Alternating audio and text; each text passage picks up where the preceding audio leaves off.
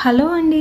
ఇలా ఒకసారి capsicum, ఎగ్‌తో fry try చేసి చూడండి. రైసు, చపాతీ దేనిలోకైనా చాలా అంటే చాలా టేస్టీగా ఉంటుంది. ఇలా ఒకసారి ట్రై చేసి చూడండి. దీనికోసం ముందుగా స్టవ్ వెలిగించుకొని స్టవ్ పైన కడాయి పెట్టుకొని ఒక 3 స్పూన్స్ ఆయిల్ వేసుకోవాలి. ఆయిల్ హీట్ అయ్యాక సన్నగా చాప్ చేసుకున్న ఒక ఆనియన్ కూడా వేసుకొని ఆనియన్స్‌ని లైట్‌గా ఫ్రై చేసుకున్నాక ఒక క్యాప్సికమ్‌ని సన్నగా తరిగి వేసుకోవాలి. క్యాప్సికమ్‌ని ఇలా కలుపుకుంటూ బాగా ఫ్రై చేసుకోవాలి. ఇప్పుడు పావు టీ స్పూన్ పసుపు వేసుకొని తగినంత సాల్ట్ కూడా వేసుకొని క్యాప్సికమ్‌ని బాగా మగ్గేంత వరకు కలుపుకుంటూ ఫ్రై చేసుకోవాలి. ఇప్పుడు చాప్ చేసుకున్న ఒక టమాటా కూడా వేసుకొని టమాటాలు మగ్గిన తర్వాత ఒక ఎగ్‌ని యాడ్ చేసుకోవాలి. కదపకుండా అలానే 5 మినిట్స్ ఉంచి తర్వాత మొత్తాన్ని ఒకసారి కలుపుకొని మీడియం ఫ్లేమ్‌లోనే బాగా కుక్ చేసుకున్నాక పావు టీ స్పూను కారము, ఒక స్పూను ధనియా పౌడర్ కూడా వేసుకొని అంతటిని ఒకసారి కలుపుకొని ఫైనల్‌గా కొద్దిగా మిరియాల పొడి కూడా వేసుకొని స్టవ్ ఆపేస్తే ఈ క్యాప్సికమ్ ఎగ్ ఫ్రై అన్నిట్లోకి సైడ్ డిష్‌గానే కాదు రైసు, చపాతీలో కూడా చాలా అంటే